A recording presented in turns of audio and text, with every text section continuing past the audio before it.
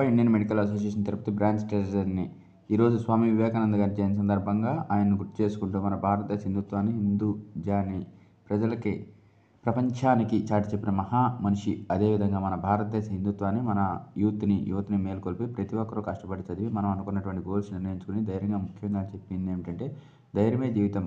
మనలో ఉన్నటువంటి ధైర్యమే జీవితం. ఏ రోజైతే ధైర్యాన్ని కోల్పోతామో ఆ రోజు జీవితాన్ని కోల్పోయినట్లు. అంతేకాకుండా మనం నిరంతరం కష్టపడి నిస్వార్థంగా పేద ప్రజలకు సేవ చేయాలని ఆయన గురువుగారు అయినటువంటి రామకృష్ణ పరమహంస ఆధ్వర్యంలో రామకృష్ణ మఠం ఏర్పాటు చేసి ప్రతి పేద ప్రజల కోసం అన్నదానాలు, విద్య, వైద్యం లాంటి వాటిపైన కాన్సంట్రేట్ చేసి ఆయన కేవలం 40 సంవత్సరాలు జీవించిన ఎన్నో 40 తరాలకు సంబంధించిన జ్ఞానాన్ని భారతదేశానికి ఇచ్చారు. భారతదేశ ఔన్నత్యాన్ని ప్రపంచానికి చాటి చెప్పిన ఏకైక వ్యక్తి స్వామి వివేకానంద గారు. అందుకని ఈరోజు డాక్టర్ దామోదరం గారి ఆధ్వర్యంలో ఒక ఉచిత వైద్య శిబిరం ఏర్పాటు చేసి గారి ఆధ్వర్యంలో ఉచిత వైద్య శిబిరాన్ని మురికివాడలో ఏర్పాటు చేసి తద్వారా పేద ప్రజలకు సహాయం చేస్తూ యువత మేలుకొల్పుతూ ప్రతి ఒక్కరూ నిరుత్సాహంగా ఇవి కాకుండా ఎటువంటి బ్యాడ్ హ్యాబిట్స్ లేకుండా గంజాయి లాంటి డ్రగ్స్ కానీ ఇలాంటి యాంటీస్ లేని ఒక ధ్యేయంగా మనం ఘనంగా పనిచేసినట్లయితే ఈరోజు యూత్ ప్రపంచంలో ఎన్నో రంగాల్లో క్రీడా స్ఫూర్తిని, చదువులో కానీ ప్రపంచంలో ఇన్ఫోసిస్ లాంటి పెద్ద పెద్ద సంస్థలు, గూగుల్ లాంటి పెద్ద పెద్ద సంస్థలు మన యూత్ లీడర్షిప్ క్వాలిటీ పెంచుకొని ఉన్నారు.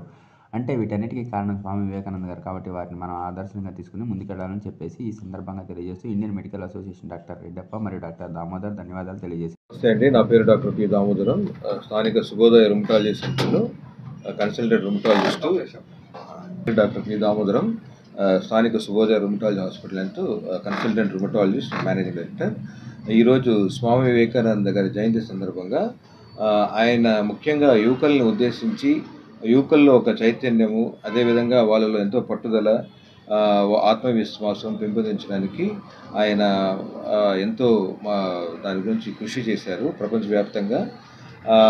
ఆయన ముఖ్యంగా చెప్పేది ఏంటంటే ప్రతి ఒక్కరి యొక్క గొప్పదనం కానీ, వాళ్ళ ఒక సక్సెస్ కానీ, లేకపోతే వాళ్ళ ఒక ఎంటర్ప్రెన్యూర్షిప్ స్కిల్స్లో కానీ, లేకపోతే వాళ్ళు నమ్ముకున్న ఏదైనా ఒక ఉపాధి కానీ, లేకపోతే చదువులో కానీ, దేంట్లోనో కూడా ముందుకు రాణించాలి, బాగా ఎదగాలంటే సో దానికి సూక్ష్మం మనలోనే ఉందని చెప్పారు స్వామి వివేకానంద గారు.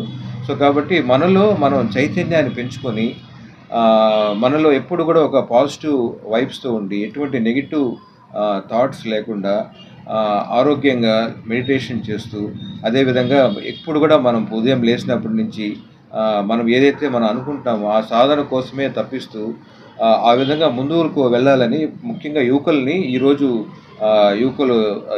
యూతులు మన భారతదేశంలో యూతుల పాపులేషన్ చాలా ఎక్కువ ఉంది కాబట్టి సో ఈ స్వామి వివేకానంద ఎన్నో రకాల స్ఫూర్తి, ఆయన చేసినటువంటి దిశానిర్దేశాలు ప్రతి ఒక్కటి కూడా యూత్ అనేది లైన్ టు లైన్ అండర్లైన్ చేసుకొని సో వాళ్ళలో ఉన్న ఒక లక్ష్మీతత్వం అని పెంచుకొని, అంటే ఒక పాజిటివ్ వైబ్రేషన్స్, ఒక గ్రీడీనెస్ లేకుండా ఉండడము, అంటే మంచి అవుట్పుట్ రావాలంటే మన మైండ్ ఎంత ఫ్రెష్గా ఉంటుంది, మన ఆలోచన విధానం ఎంత ఫ్రెష్గా ఉంటుంది, మన మాతృభాష, అదేవిధంగా మన చుట్టుపక్కల ఉన్న మన ప్రజలతో బాగా మమేకంగా ఉండడము, వాళ్ళతో బాగా అన్యోన్యంగా ఉండి అందరూ కూడా భిన్నత్వంలో ఏకత్వం అన్నట్టు అన్నింటిలోనూ ఉండి మనము మనసులో ఒక ప్రశాంతతతో దైవికంగా ముందుకు తీసుకోవాలని మనకు స్వామి వివేకానంద గారు మార్గనిర్దేశం ఇచ్చారు.